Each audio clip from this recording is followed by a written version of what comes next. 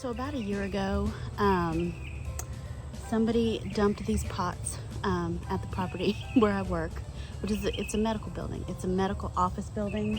Why somebody dumped pots, I can only guess, was the universe saying there's someone at this building who would love to have those pots. I have no idea. Anyway, it's the craziest thing. Quite heavy. They're not terracotta. They're like a fiberglass. You can see my husband hit one with the weed whacker. Got a hole in it. They do need to be painted, but that's not going to happen this year. So they've been sitting on the outside of the garage for at least a year, maybe more. So what I'm going to do is I'm going to pot up my lemon trees. My lemon, my lime, maybe not the blood orange, I don't know. It's been in that pot for a year, but it's a pretty wide pot. Even though it's low, it's wide.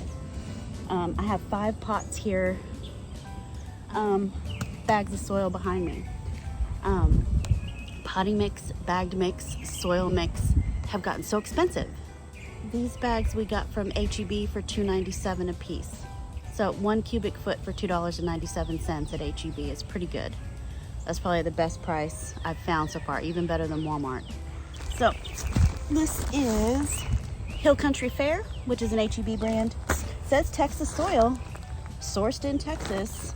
This is potting soil, so it is for pots. Make sure you're using potting soil, not topsoil, not raised bed mix, not garden mix. It's got to be potting soil for pots.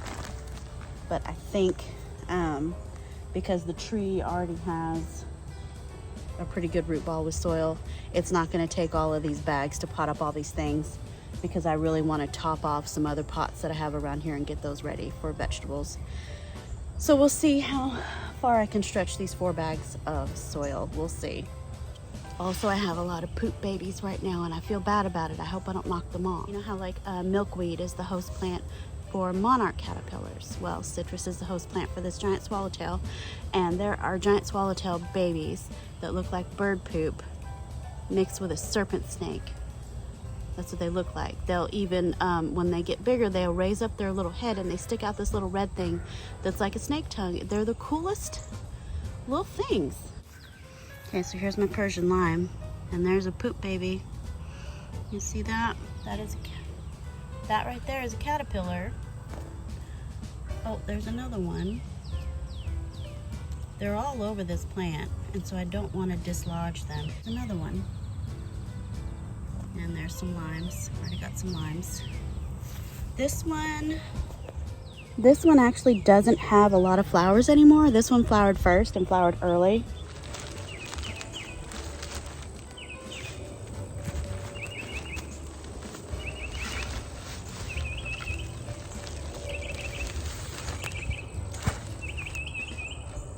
I'm gonna get some wood ash to mix in the bottom of this. I noticed last week after I put wood ash in my citrus and watered them in, after a couple of days, the leaves looked a lot better. They were looking a little chlorotic, and that wood ash did something. I don't know if that's what caused them to do it. I'm just saying it's coincidence. This is the scary part. Now I'm gonna gently try to remove this citrus tree that's been in that pot for 2 years. I just don't want to jerk it and then all the little caterpillars fall off and never reach their potential. That stresses me. Okay.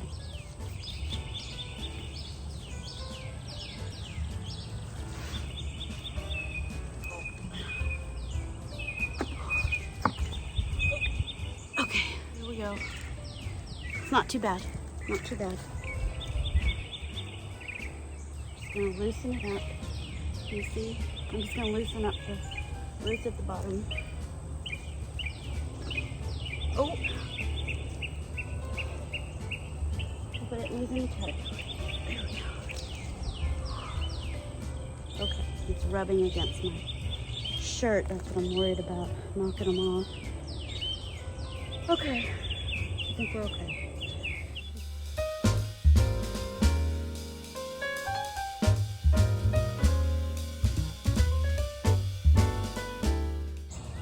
Very pleased with that. Very pleased. Okay. So the pot that this came out of, see, it was very small and narrow. That lemon tree or lime tree really needed to come out. Which dead stuff you can trim anytime it's dead. Go ahead and take it off. But while I'm repotting, I'm taking a closer look at everything and really seeing kind of some deferred maintenance on the citrus. Also, I'm going to put them somewhere else. I think these pots, so that bed behind me, that long bed where the rest of the pots are, I think I want to use that to plant up in the ground this year, maybe my corn. So once all these are potted up, I think I will just strategically place the pots somewhere around the potager. And I may use those pavers by the bench here at the entrance, those middle pavers that I was going to remove. I may just set each pot on top of those pavers. That way it's easier to weed eat around. And I really don't want the roots of the citrus trees going down into the soil, because then I won't be able to move the pots around anywhere. So I think that's what I'm going to do. Anyway, I'm just talking.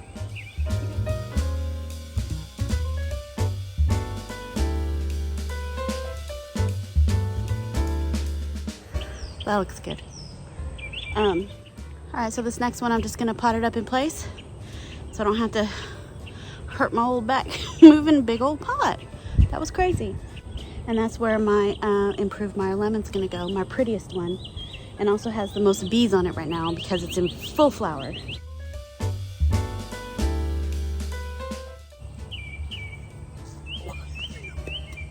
Anyway, it's in full flower.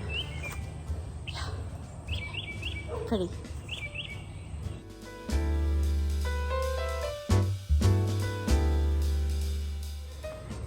Can you give me one guess what that is?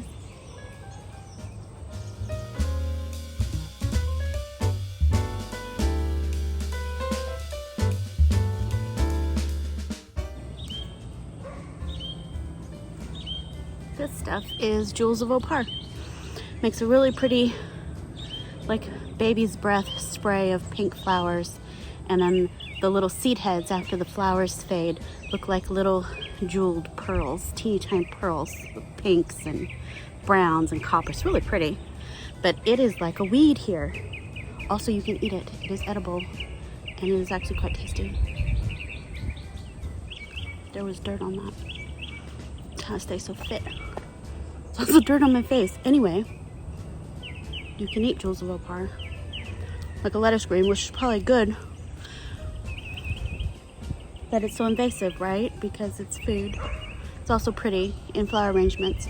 Anyway, nothing kills it here. Elliot didn't kill it.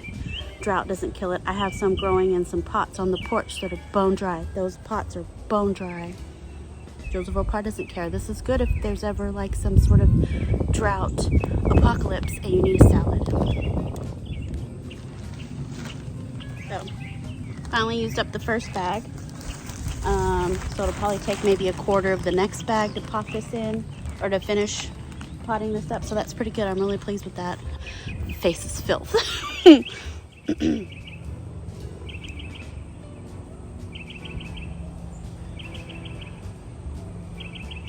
So I got these cute little towels at IKEA the other day, for mainly for sweat, but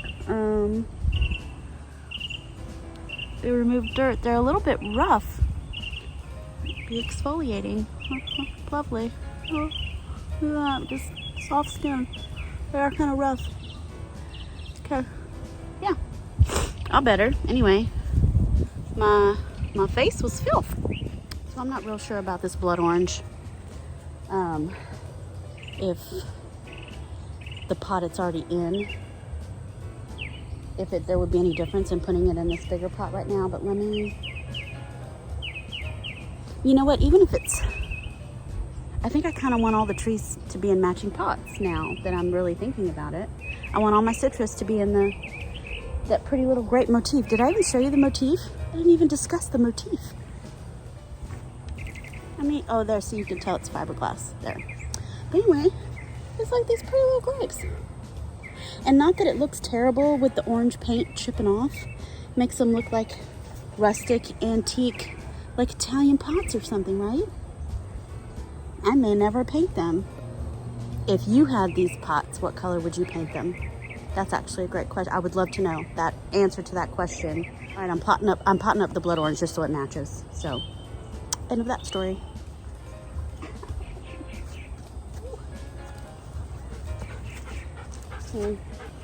It is going to be a much bigger pot too.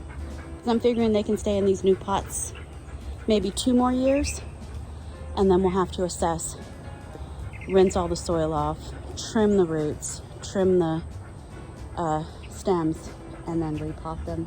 I need to probably watch some videos on that. I'm not sure how that works. I know it can be done. I know you can keep a plant in a pot by, is that the same as bonsaiing? Is that bonsaiing? I'm asking myself the tough questions, the hard-hitting questions. So I will spend some time cutting off thorns. These thorns keep getting me, and I don't think the tree needs them to photosynthesize or to protect itself from anything. I'm cutting off all the thorns. See, it has these thorns here. These hurt. These are hard as a rock. Here's a beet. Can you see that? Right there, that's a thorn, but it's a brand new thorn. It's not even pokey. It doesn't even hurt because it's just a it's just a brand new fleshy thing. But this one hurts. I'm doing it on my fingernail. This one hurts. This one does not. So bees are not wanting me to be here. Then I can just pinch them off. So I'll be doing that later. That's when it's just me and a glass of wine and no camera. And a podcast or something. And I can just...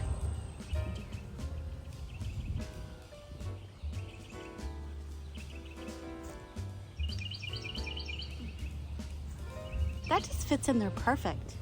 I'm just gonna pull off the weeds on top and fill it in. And I think we did 3 full pots with only 2 bags of soil. It's amazing.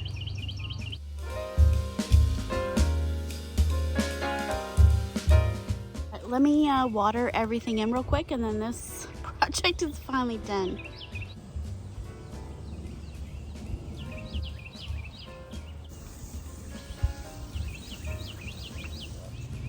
Okay, so next, this cute little firewood holder that I've hung a basket on because that's how I want to use it, okay?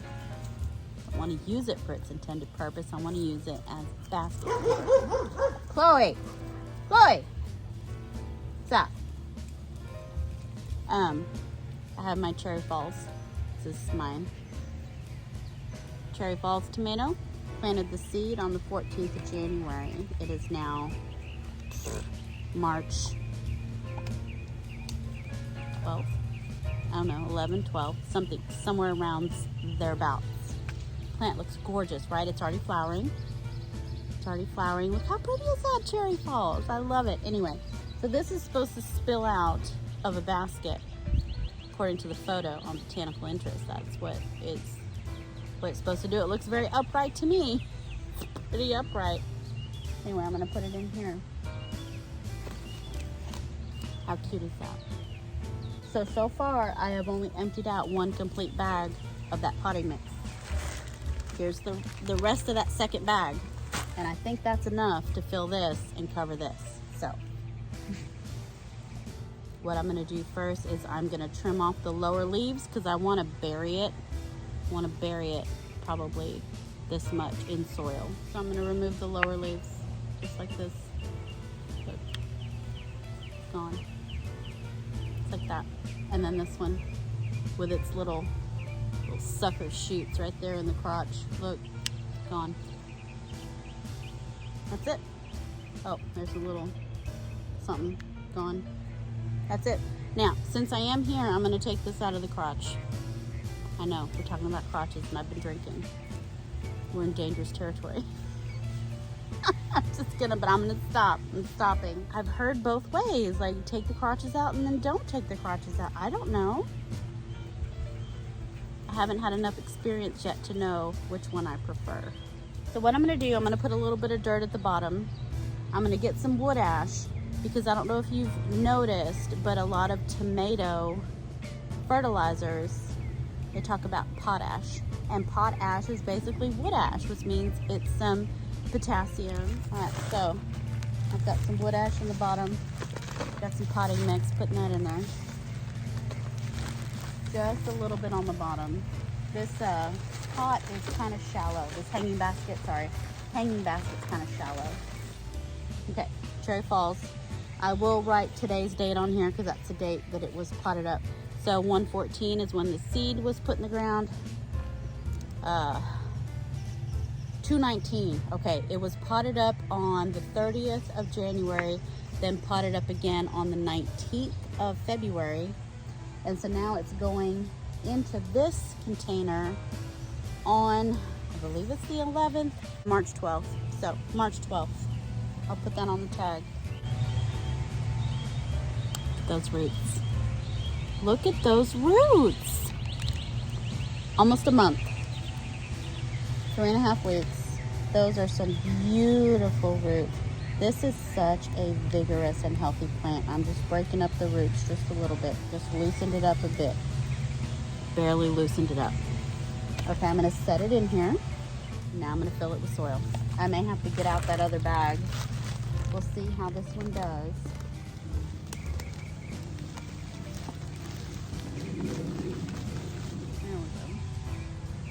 I'm just gonna put the rest of this bag in here. There's not much left.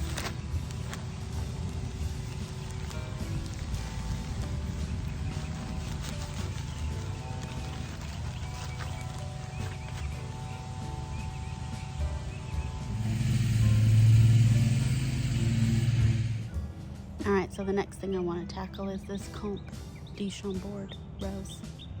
I'll put the name up on the screen. It smells, I can smell it from right here, and it's over there. So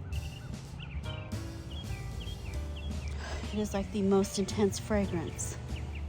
I want to bottle it and I want to bathe in it. I want to bathe in a bathtub full of it. It's so good. So I've had this rose at least since we've lived on this property. I think the first year we lived here I bought this. Anyway, it's gorgeous, it's gorgeous. Anyway, it gets really bad, like a rusty black spot. It's like black spot, but it's red. So I don't know if that's rust. I don't know my diseases that well. But it would always completely defoliate and have to start over like 1,200 times a year. I'm surprised this thing's still alive. Anyway, the canes are getting really long, which makes me think it doesn't want to be a shrub. It wants to be a climber. And I don't know if you can see these buds here. This is a result of something called apical dominance. And I'm gonna need you to look it up because I don't know how to explain it to you appropriately.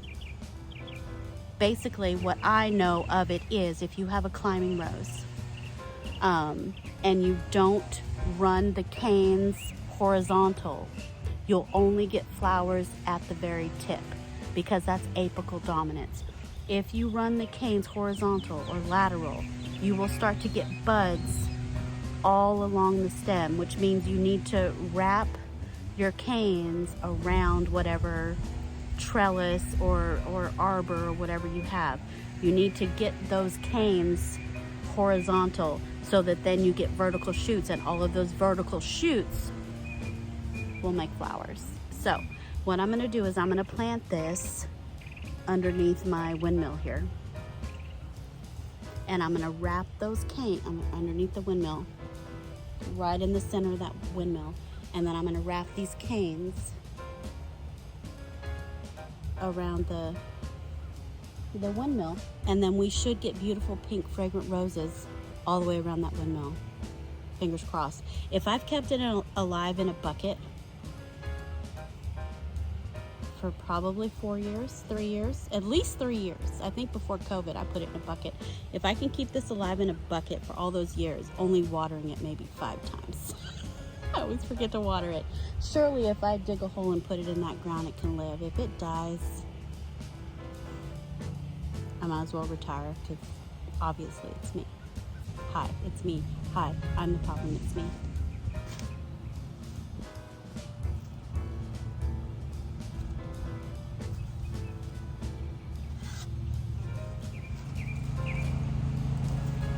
It's starting to fall apart. So I'm gonna get it closer to the hole.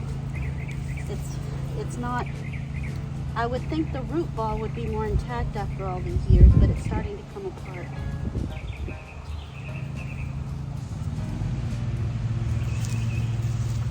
There we go. Let's get it in there.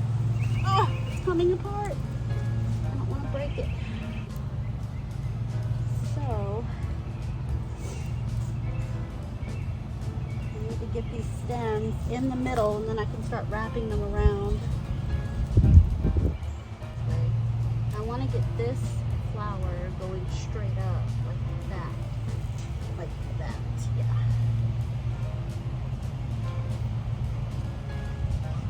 So that means this one. And what I like about these is that the stems are very bendy. They're not stiff. I don't have to worry, I hope, about them breaking because they're so pliable right now at this stage.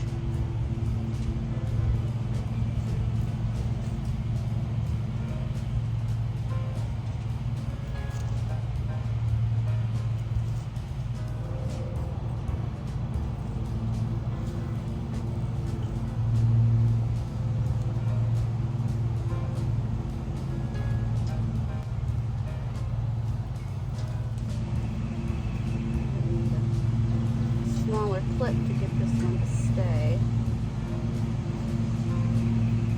Let me get a smaller clip.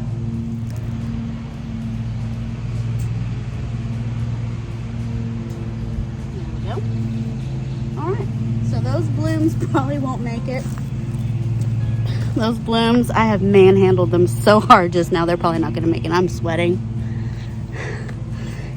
I don't know the temperature, but it's got to be in the upper 80s. It's crazy hot right now. All right, so we're getting towards the end of the video, guys.